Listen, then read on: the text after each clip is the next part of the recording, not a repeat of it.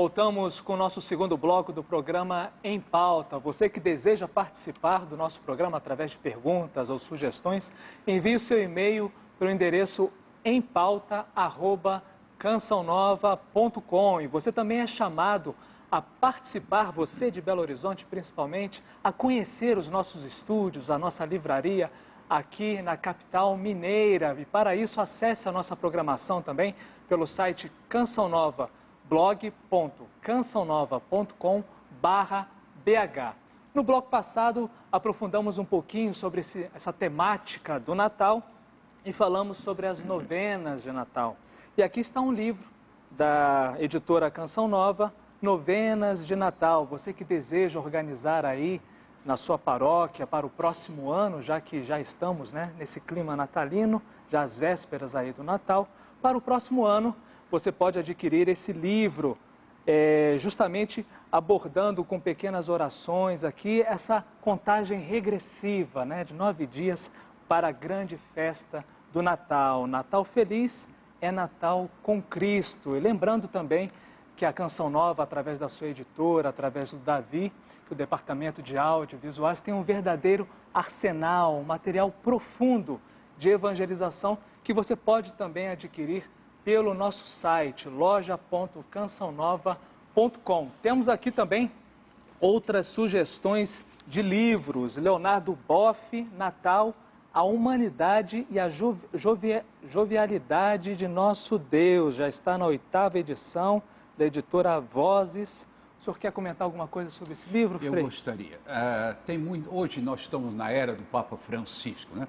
Tem muita gente que tem assim uma imagem muito negativa. Leonardo Boff, rebelde, aquela coisa, não corresponde. Algumas coisas a gente discorda, tudo bem.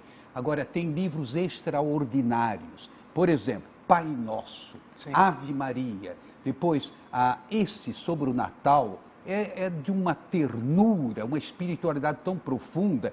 Eu acho um dos melhores livros dele, no meio de muitos outros. Agora ele escreveu um outro sobre o Espírito Santo, não é? Sobre o Espírito Santo. Então, eu acho que esse livro merece, de fato, um destaque, mostrando a ternura de Deus. É Deus que vem a nós por amor, o Deus do amor. Muito, muito bom. Está aí então a dica, Leonardo Boff, Natal, a humanidade, a jovialidade de nosso Deus. Também aqui da editora Vozes, o José Antônio Pagola, Jesus, aproximação histórica. Deixa eu ajeitar aqui um livro, já está na 5ª edição, conta aqui um pouco desse contexto histórico da pessoa de Jesus. José Antônio Pagola. Em menos de um ano, 5 edições. Olha aí só, publicamos dele os 4 evangelhos, comentários lindos, também estão saindo. Ou seja, há muita gente sedenta de conhecer a verdadeira fisionomia de Jesus. Fica aí a dica também. Culto, arte, celebrando a vida. Aqui o livro também aborda um pouquinho sobre o Advento, o Natal, Epifania. Rubem Alves, também da editora Vozes. Você quer comentar alguma coisa aqui sobre isso? Não, Rubem Alves, ele está agora com uma certa idade, mas sem dúvida nenhuma deu grande colaboração para a teologia, para a espiritualidade e continua dando, né, nos seus livros, uma grande sensibilidade. Então aqui, opções para este Natal, produtos que evangelizam, produtos que fazem com que as pessoas conheçam mais um pouco sobre a pessoa de Jesus, esse sentido tão amplo do Natal. Opções aí é o que não faltam. Bom, vamos lá, voltando para o nosso assunto aqui, para a nossa temática, mudou o Natal ou mudamos nós? De que forma a gente pode ainda aprofundar, Frei Antônio, essa questão da humanidade de Jesus, essa humanidade que a gente precisa aprender tanto no nosso dia a dia, nas nossas atitudes, nas nossas ações, nos nossos comportamentos, de que forma resplandecer essa humanidade, né? Esse verbo que se fez carne? Bom, existe assim uma espécie de contraponto, o Deus que se vela, se esconde, e o Deus que se revela, não é? Então, esse Deus que se esconde, no Antigo Testamento havia essa pré-compreensão de quem, se alguém visse a Deus, iria morrer. Tamanho esplendor de Deus. E se criou toda uma espiritualidade do Deus que ia se revelando, mas no meio da fumaça, no meio do vento, ou então da brisa suave, quer dizer, uma série de fenômenos que falavam de Deus. A sarça ardente, por exemplo, uma bela imagem de Deus, não é? Que não se via a face de Deus, mas onde Deus se manifestava. Depois, ao longo dos séculos, os profetas foram como que pré-anunciando. Olha, vai acontecer algo. Esse Deus que parece distante, não, ele está conosco, caminha conosco. E vem então toda uma espécie de teologia do Messias, do Salvador, aquele que sempre esteve conosco, mas vai entrar para a nossa história. Isso você vê em Isaías, etc., os profetas de modo geral. E aí, esse Deus que se fez homem, ou seja, o Deus escondido, como diz São Paulo, nos falou de muitos modos antigamente, ou nos nossos dias, ele se revela, nos fala através do seu próprio Filho, ou seja, a encarnação, tornou-se um de nós. Então, esse rosto de Cristo é o rosto amoroso de Deus. Não é? E aí é que vem aquilo que o Padre Danilo colocou tão bem, não tem oposição, não é? Entre a carne e o espírito. Nós vivemos numa era assim com muitas oposições. Hoje está na hora da gente saber como julgar. O Verbo se fez carne, o que é humano, verdadeiramente humano, é também divino. E o que é divino também é humano. Ou seja, há uma comunhão profunda entre Deus e os seres humanos, entre Deus e nós. E o nosso próprio corpo é templo de Deus. Não é? E depois a Eucaristia, o corpo de Cristo. Ou seja, nós temos aí o mistério da encarnação, que significa nós vemos aquilo que estava velado na figura de Jesus. Até pegando esse gancho, né, hoje através dos avanços tecnológicos, essa palavra mistério fica algo assim, será que ainda existe mistério, né? Então, no sentido teológico, padre, esse mistério, né, isso que o Frei Antônio estava dizendo, né, o mistério que se fez carne, como a gente pode aprofundar diante dessa realidade? No sentido teológico, a palavra mistério, ela vai na direção oposta do que popularmente a gente entende por mistério. Né? Então, a palavra vem do grego myein, me parece, e significa fechar os olhos, fechar a boca, guardar segredo.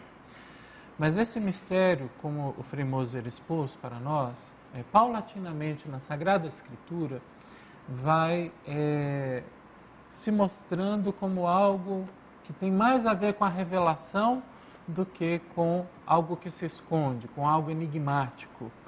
O mistério na Bíblia, e Paulo vai usar muito esse termo, também nos Evangelhos Jesus vai dizer, os mistérios do reino são revelados aos pequenos, aos pobres, né? Mas Paulo vai afunilar esse mistério na pessoa de Jesus. Né? Então a pessoa de Jesus é um mistério de Deus, que outrora foi escondido às gerações passadas, mas agora revelado plenamente. Então Jesus é esse que vem nos mostrar a face de Deus. Então ele é, a gente diria, mistério de Deus para nós. Uma palavra que corresponde ao mistério na teologia sacramental é sacramento, é símbolo. Então Jesus é símbolo de Deus para nós e é símbolo da humanidade para Deus. Ele é o pontífice, ele faz a ponte entre a humanidade e entre Deus. E o Natal mostra isso de maneira muito bonita, né? Então, olhando para o presépio, para a manjedoura, vendo aquele menino que se entrega, né, nos braços da mãe, Maria, de José, da Sagrada Família, se entrega a toda a humanidade de maneira tão despojada, tão, digamos, bonita, tão livre, né? A gente vê esse mistério de Deus. São Francisco foi capaz de ver isso. Né? E quando São Francisco propõe aos seus frades que eles se chamem de frades menores, não é? Ele está muito ligado a esse mistério da encarnação. O mistério da encarnação na vida franciscana é um mistério muito importante. Então, é porque isso modificou a vida de São Francisco e da Igreja também. Né? Acho que também nós devemos olhar para a encarnação e compreender o que é essa mensagem, aqui entre aspas, porque é mais um acontecimento do que uma ideia que a gente comunica verbalmente, né? O que essa mensagem tem para transformar a nossa vida, né? Olhando para esse Jesus, símbolo de Deus, nós aprendemos a nos reconhecer como verdadeiros filhos e filhas de Deus. Pegando dois ganchos, o primeiro sobre São Francisco, todo mundo sabe que ele jejuou de uma tal forma, depois da sua conversão, 20 e poucos anos, que ele no final da vida estava totalmente debilitado, viveu apenas 44 anos, e inclusive tinha algumas expressões que pareciam negativas, o irmão burro, que seria o corpo, né?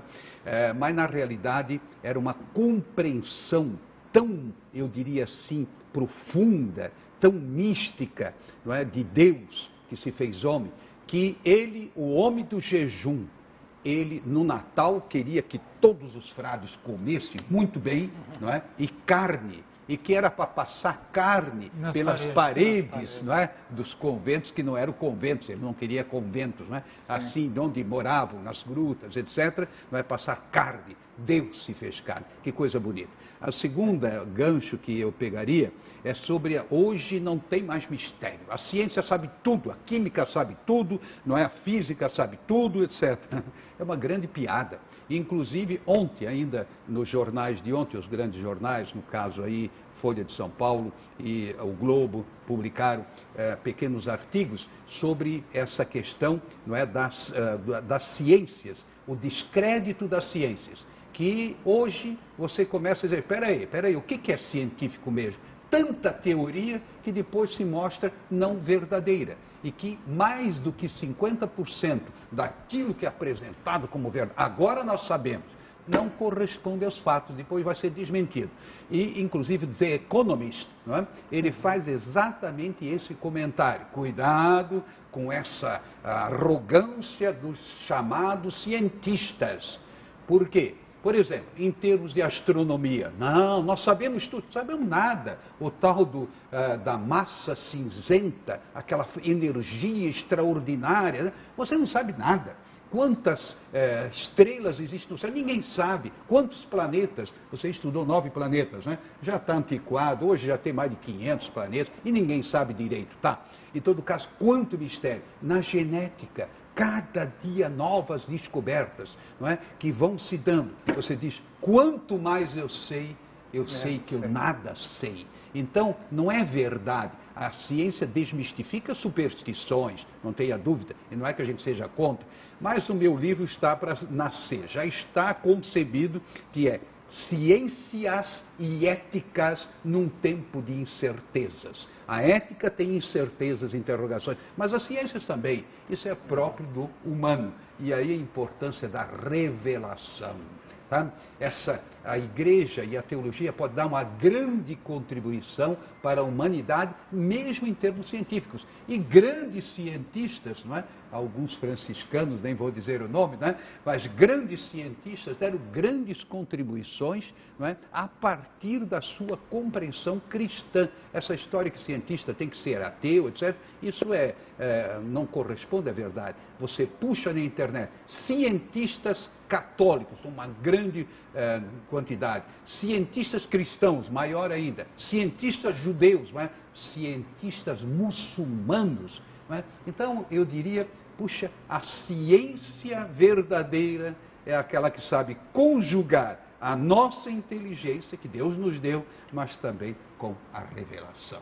Aí a teologia e a ciência têm que trabalhar juntos. Então, o mistério vai nos encantar. Porque quanto mais você conhece, mais você quer conhecer.